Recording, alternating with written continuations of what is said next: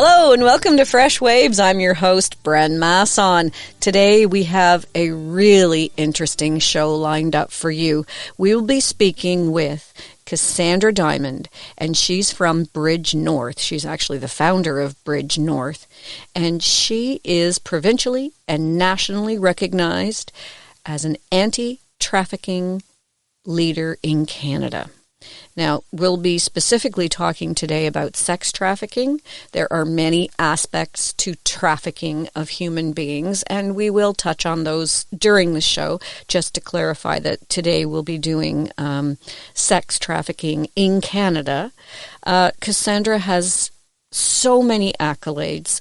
She's been given awards for the work that she does, and she also is instrumental in developing a protocol with the York Region District School Board, which going forward I will refer to as the YRDSB, which is so important because, as we will talk about today, education is key to understanding and protecting our children, because to me, anyone under the age of 30 is still a child, and these children need our protection, and we can't protect them unless we know what's going on.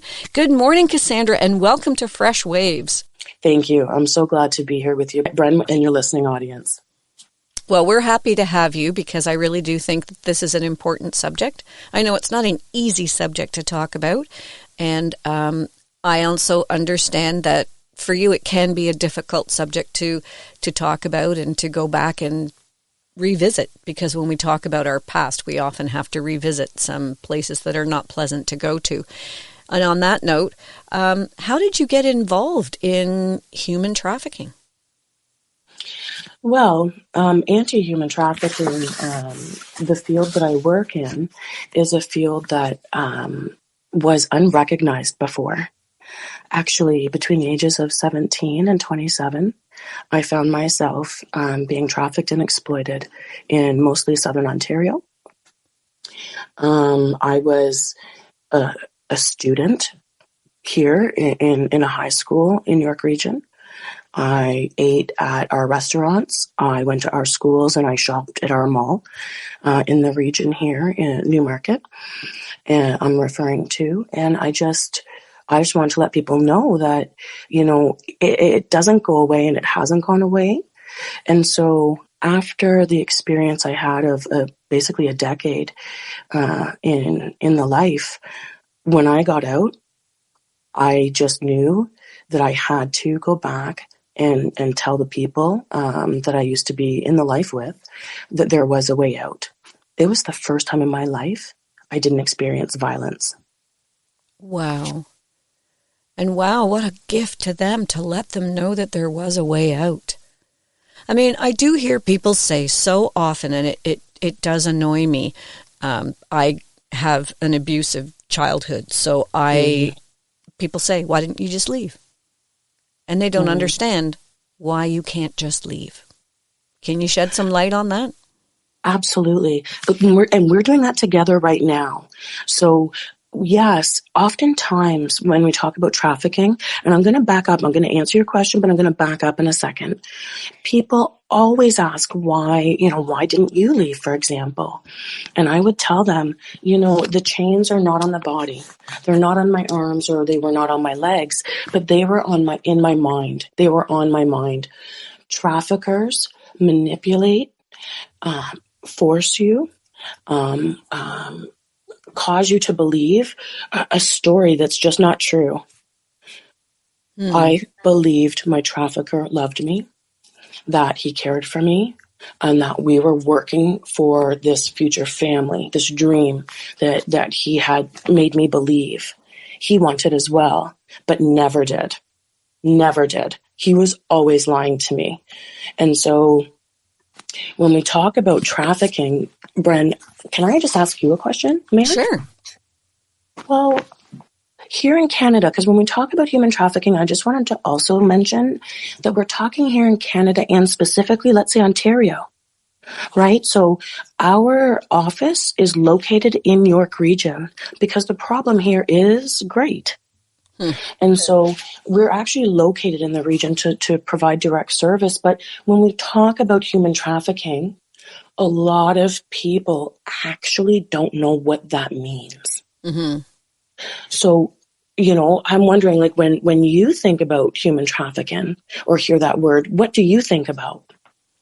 Well, I've seen a couple of movies and documentaries on trafficking, so I would think that it's a young, vulnerable girl usually, but it can be a boy who are exploited by someone who is using them for their own personal gain, and it's usually sexually oriented. Wow, you are very well informed, and I thank you for that. Really, a lot of average Canadians, they have come to think that, human trafficking only happens in less developed countries, that people actually, fly into Canada and then are sold. But it's not true. 93% of victims here in Canada and also within Ontario are Canadian citizens. Wow. Right? Yes. We also know that, like you had pointed out earlier, many people also believe that if the person goes willingly, well, then they're not a victim, right? Yeah, but it's so untrue because of the manipulation that's involved in this. Like, this is a whole scouting industry, isn't it? Like, they troll the internet. They find these kids on purpose. They're looking for personalities that they can mold and shape and use and abuse. And many youth are lured in with false promises of security, love, and acceptance. Can I tell you a quick story about somebody I've served and passed? Absolutely. It's not one particular person, actually. Unfortunately, it's one too many person. Young people, usually between the ages of 14 and 16, that are children in care. They're involved with CAS, maybe they're in a group home. A lot of these kids, could you imagine for a second, instead of having a mom or a dad, just one, or a grandma or a grandpa, just one, or an aunt or an uncle, this person usually within a day, imagine how many times you kindly touch the child that's in your care that you love. How many times you reassure them with even just a smile or a familial pat on the head. The children that we're talking about, they actually have a staff member acting as a parent who's not allowed to really touch them. It's not hard to believe why kids take this bait. Because if you feel loved for a moment, that's what the child actually wants. You see, that's what the trade-off is for that vulnerable person typically. And you said it right. Vulnerable people are boys and girls. Mm-hmm. So yeah, these are some of the people's situations that we work with today, and we understand at Bridge North why youth are vulnerable to trafficking emotionally, as well as in every other way. Okay, so you developed a program with the YRDSB. How do you approach that with kids, especially with the kids who just seem... They're such young souls. They're so pure and innocent of thought and deed. And we have to warn them that there are people in this world who are not nice. How do we go about doing that? Oh, of course. Well, we have to do that. Firstly, what you're referring to with York Region District School Board, the best school board in all of Ontario. That is my personal bias, let me say. I had approached them, or vice versa, perhaps they had approached me, to discuss how their children could be vulnerable or experiencing sex trafficking here in Canada and in their schools. And so I know, of course, this is happening, and I had approached them and said, let's work together. We did. And we created the first protocol for disclosed and suspected cases of sex trafficking here in Ontario. It's called PPM 166. At the time, Minister Lecce, also of York Region, had decided that his students needed protection and that the Ministry of Education could provide that protection and safety. What PPM 166 does is it mandates all teachers in the region from kindergarten to grade 12 to receive annualized training on how to spot the signs and disclose and to report if they suspect a case or if one has been disclosed to them. And they're trained every year on this process.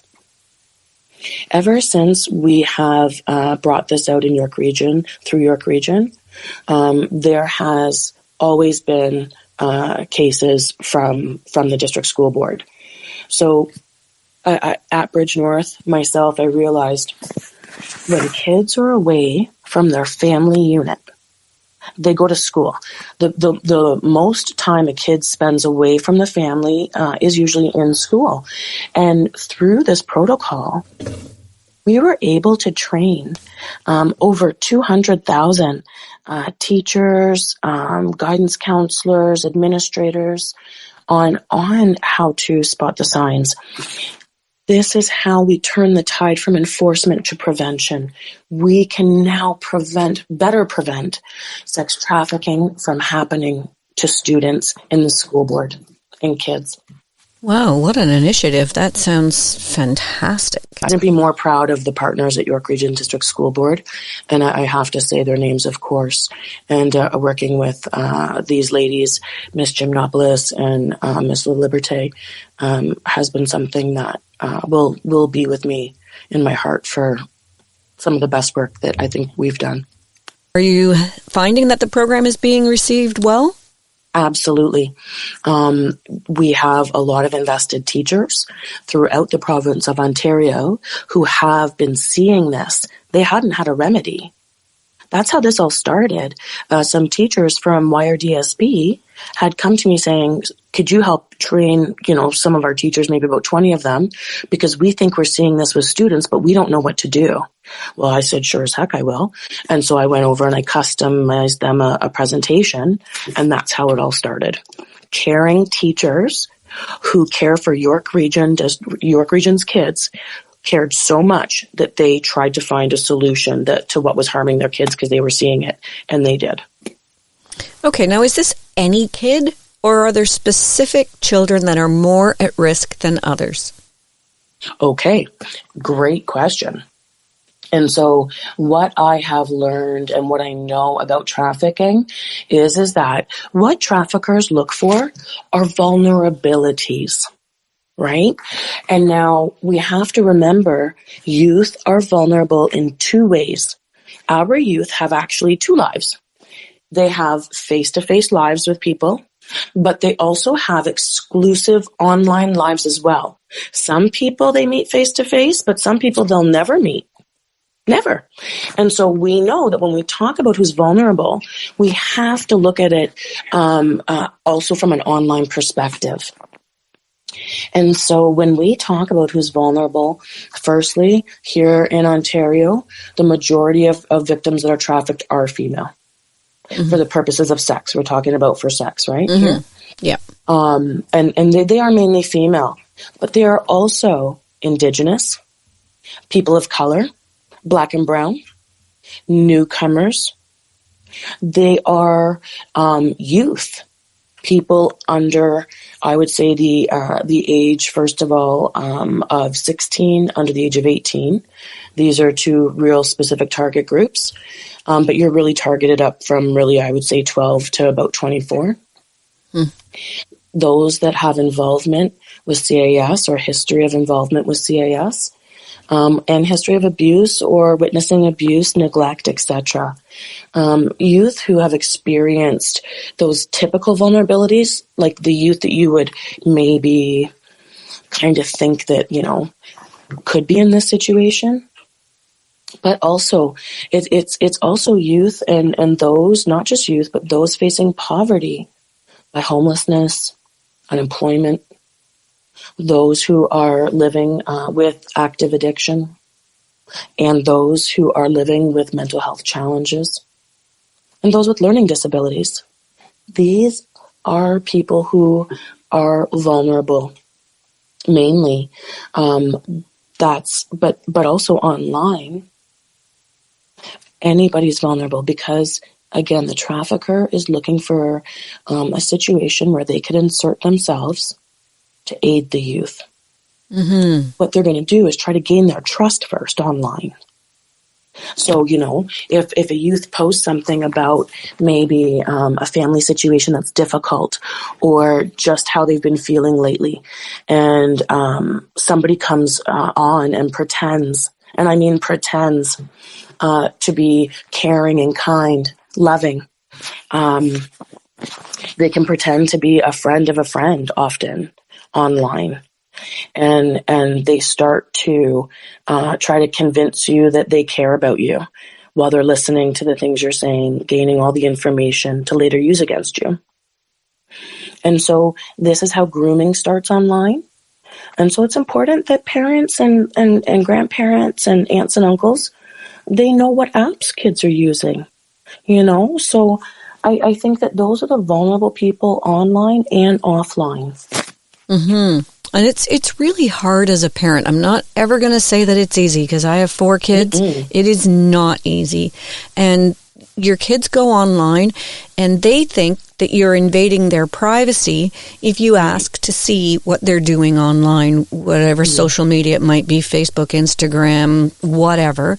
And it's kind of a difficult situation to put yourself in where you have to say, I love you. I'm concerned about what's going on. No 13-year-old really likes to hear that. And I therefore need to see what you're doing.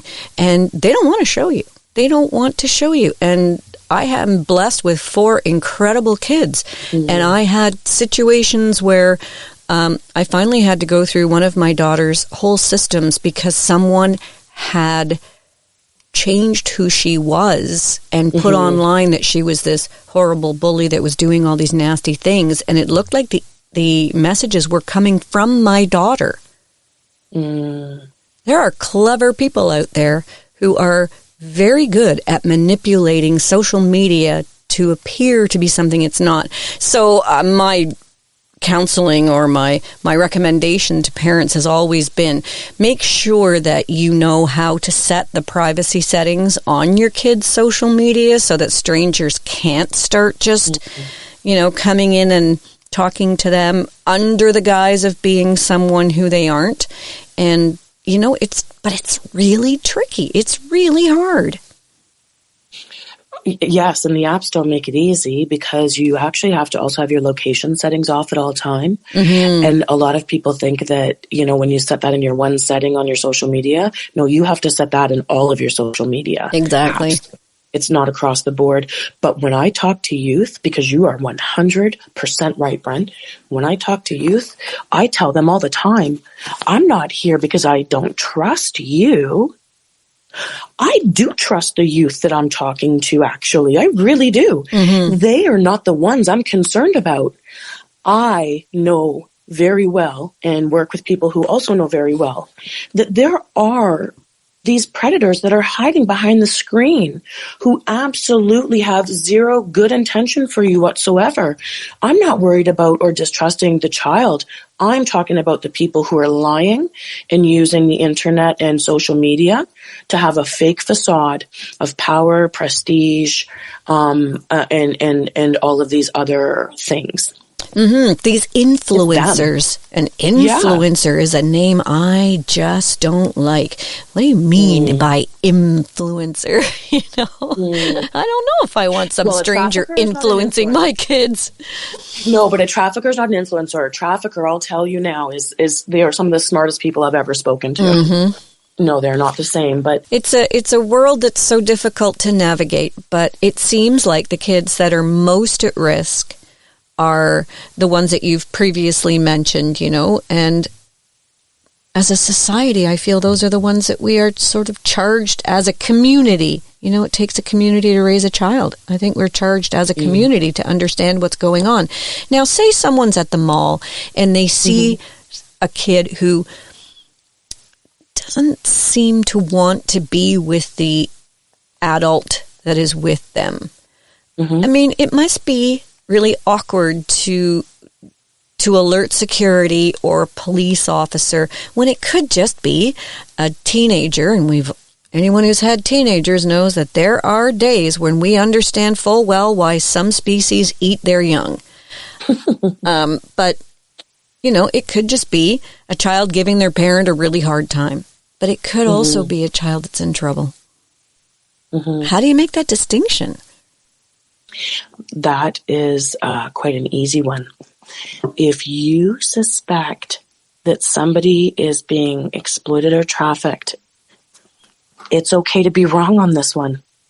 Go immediately to a security guard. Go immediately to an authority, a police, if that's there, if that is what is available, and go and tell them what you believe you witnessed, and describe and answer all of their questions, and describe them everything as much as you can. But it's okay to be wrong, because if you're right, you may have just saved somebody's life. And I guess that's a good place for us to take a break so people can process that. And when we come back, we'll continue our discussion. This morning we are speaking with Cassandra Diamond. We're speaking about Bridge North. We're speaking about human trafficking. And if you have any questions, you can always get a hold of me at Bren at freshwaves.ca. If you missed part of this show and you'd like to hear it again, or you'd like to pass it on to someone else, we have all of our shows posted on our YouTube channel, which is Freshwaves Radio. Hit subscribe, and it's a great place to see all of the past Freshwaves podcasts, but this one in particular. If you know of somebody who needs to hear this information, please pass it along. We'll be right back. You're listening to Fresh Waves. I'm your host, Bren Masson. Stay tuned.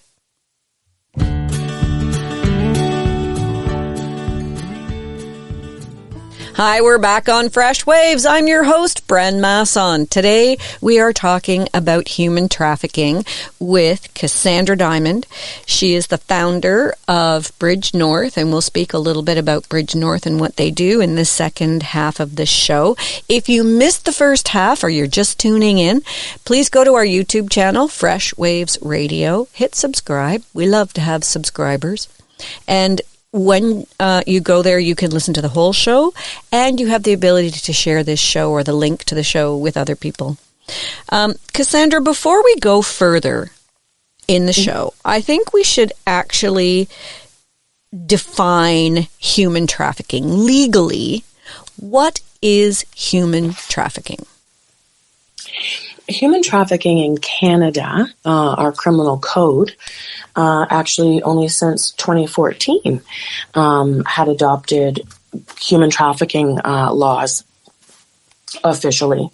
And what human trafficking is here in Canada, human trafficking includes the recruitment, harboring, or controlling a person's movements using force, physical or psychological coercion, or deception.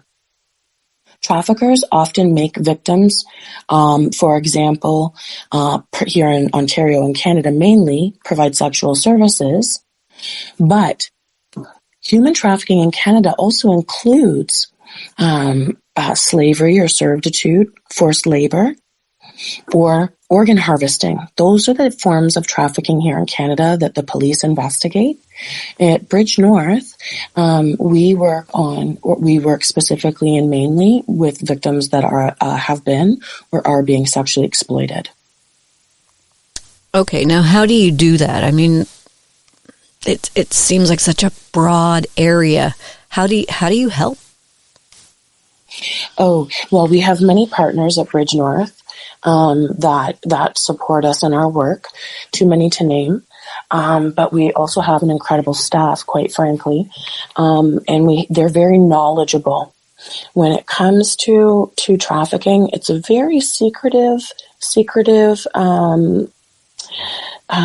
thing. People don't like to talk about it. So workers at Bridge North, they know that youth don't reach out to us. We have to reach into them. Mm-hmm. So at Bridge North, we provide, first of all, and help individuals experience freedom from sex trafficking in Canada through survivor-led supports, prevention, education, and advocacy. So basically, all day long, we do either public education and awareness, advocacy at all government levels, and provide direct service here in the region. So we support a lot of youth in York Region and in the area that we're listening. So what happens if someone, I'm going to reach into youth now. So if someone has a friend and they think this friend is being trafficked, all of a sudden this young woman has a new purse and some new shoes that she's only using and putting on when she gets to school, and that she's head over heels in love with some guy that she's met online, and she's going to meet with him secretly after school. What does this friend do to help protect her friend? What the very first thing she can do is, again, reach out to a trusted adult or somebody that is maybe 4 or 5 years older. Reach out to a trusted adult. And if you don't have a trusted adult, you can always, and even if you have a trusted adult, you can always call the Canadian hotline, which is the center here in Canada, the National Center, and you can call their hotline directly. But what I do recommend, if a friend is concerned, that they could also reach out to us on our website. We're at bridgenorth.org, BRIDGENORTH.org.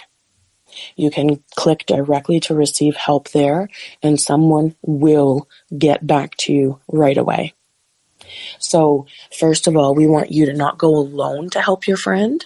We want to help you to be safe and help your friend. So that's the first thing. Okay.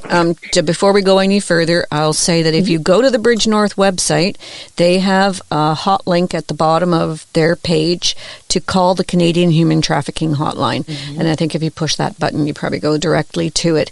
And if you don't, then the number for the Canadian Human Traffic Hotline is 1-833-900-1010. Again, that's 1-833-900-1010.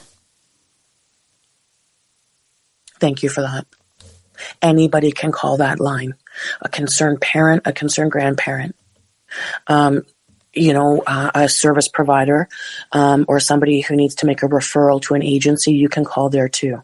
If you suspect or think that somebody's being trafficked or exploited, feel free to call them. And of course, if you're in York Region, call us too. We want to help you.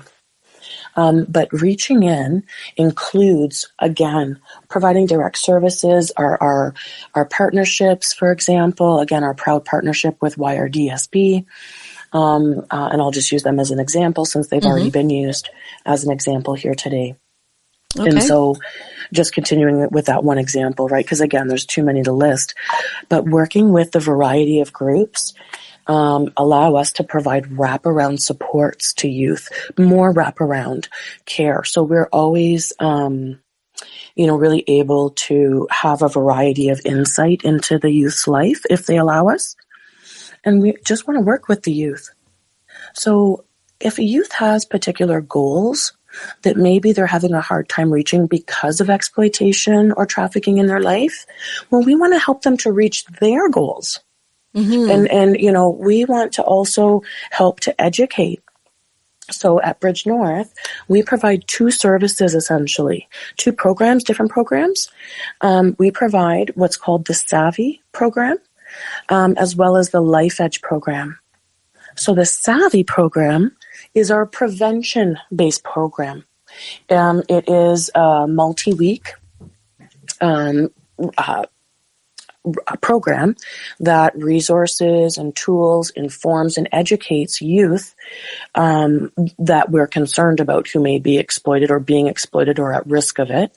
And we come in and we want to teach them and tell them the truth about what it is that they're hearing about. So we do that. And what we do is if we notice that, actually the person here that we're talking about, we are more than concerned, we're actually thinking that or suspecting that this person is actively being trafficked, then we will promote them into our Life Edge program. So they graduate and they go to a different program that is more of a crisis response program than a prevention-based response program. So that way we don't have youth falling through the cracks because they're being referred into the appropriate services if that's the case. That sounds really good. Now, through this service, do kids get the feeling, they hate being called kids, do youth get the feeling that they're loved and they're cared for, that someone's looking out for them? Okay, you're talking about the secret sauce now at Bridge North. That is exactly what we feel for the youth that we serve. We do care about them. Not between 9 and 5, not between 10 and 6, right? Mm-hmm. We are constantly caring for the youth that we serve, and we respect them. I deeply respect the youth that we serve. Some of them have had adult problems for a long time, and they've been solving them themselves. And I'm so proud of the youth that we serve. I am so incredibly indebted to them for their being courageous every day. So a lot of people, they talk about serving victims, and yes, we do serve victims of trafficking, but I'm trying to better reflect the people we serve because they're some of the most courageous you'll have ever met, and they're just youth. You're also trying to serve the people that are vulnerable to trafficking who may not have been trafficked yet. 100. So giving them the tools that they need to identify when someone's not being maybe truthful with them. Correct. Identify a situation that they see before they get into trouble. Mm-hmm. Yeah, that's right. It's really difficult. Well, that's our Savvy program, and we want to let anybody know, youth included, you could just self-refer. Like, you don't have to have somebody refer you to that program or either of our programs. You can self-refer. You can just say, I'm in a bad place and I just need a little advice or something, or how does it work? Well, it works like most youth would say, my friend's in a bad place and I want to come and learn how to help her. That's how that would work. And that's fine.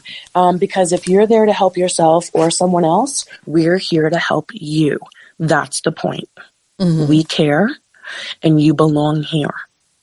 If you need Bridge North, then we want to be here for you. Yeah. Now, on your website, which I have to say is such a comprehensive website. It is so well done. And I encourage people, even if you don't have a problem with sex trafficking, do go on this website and take a look. It will really surprise you, the things that are here that help protect our youth. And even under the heading of, is my friend being sex trafficked? And, things like gut instinct and social media changes, friend group changes.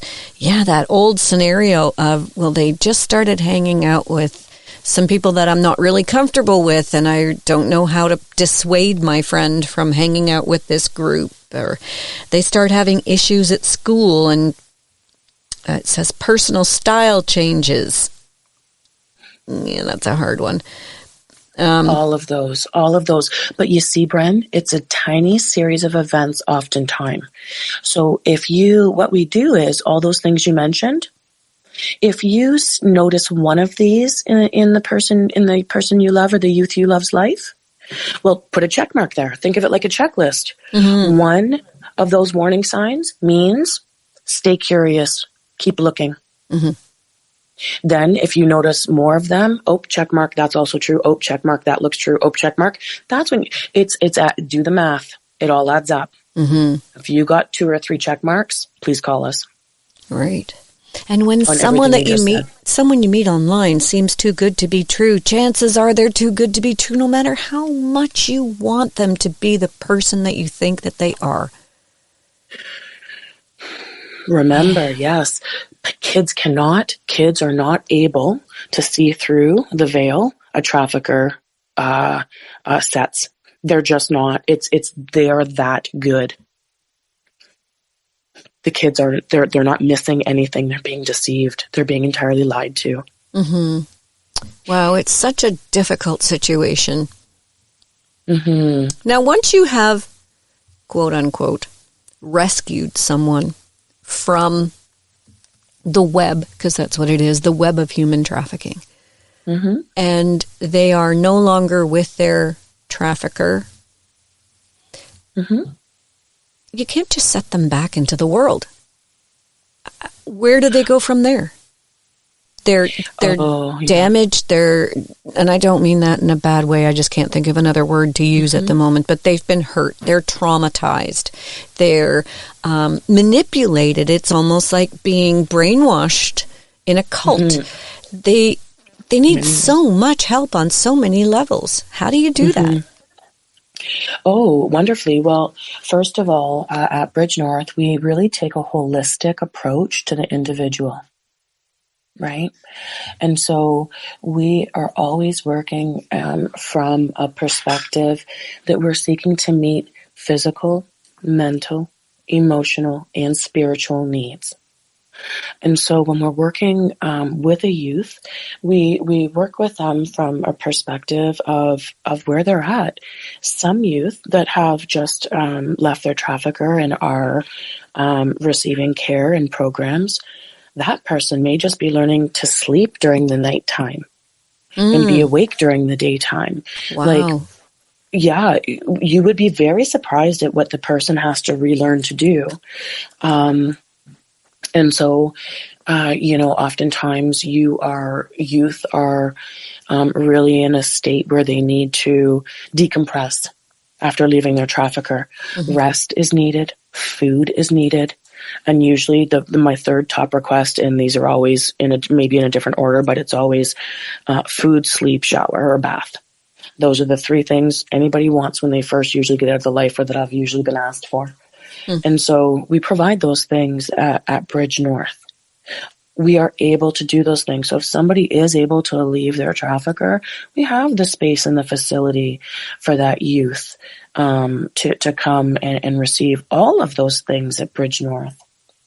So kids and youth and adults that are being trafficked, imagine like a continuum or a scale. At one side would be in crisis.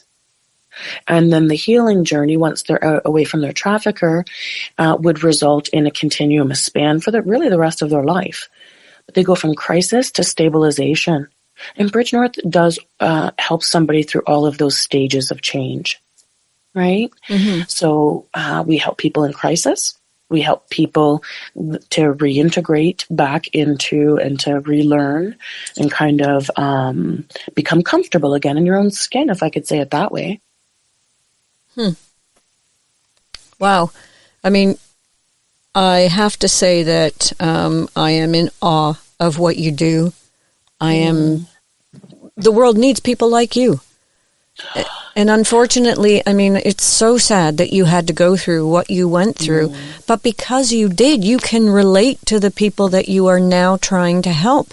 You can advocate for them, and you can go into boardroom situations and say, we need funding because this is really, really, really important. Now, do you have a charitable status?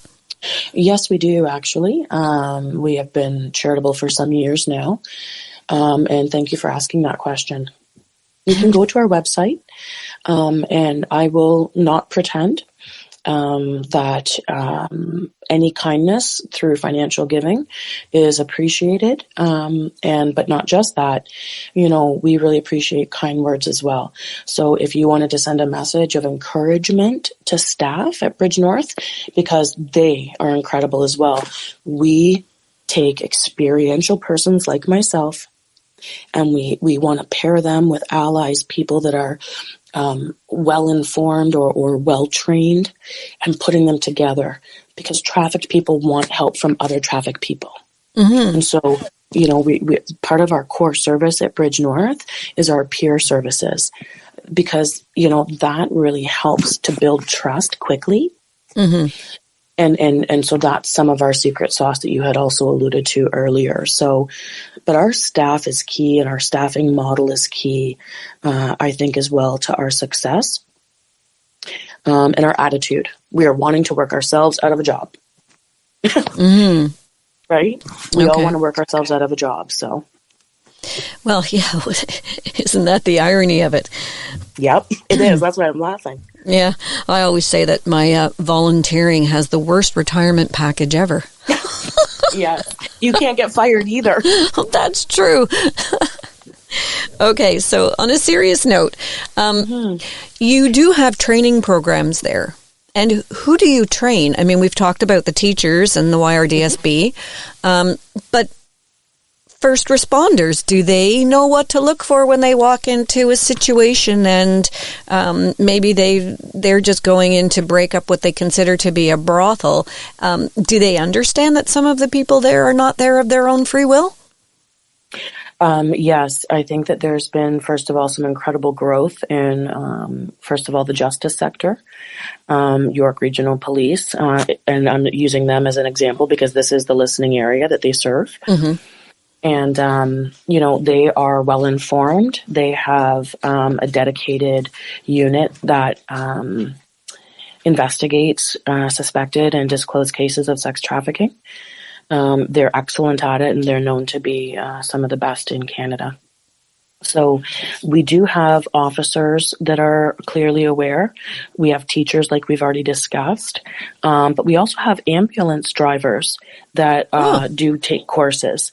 We have also trained child welfare workers, mental health workers, persons that directly have a face-to-face relationship or a possible face-to-face relationship with a trafficked person.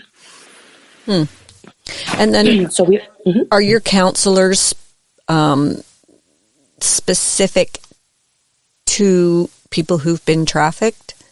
Like, I don't think that just any old counselor can do this kind of work, can they?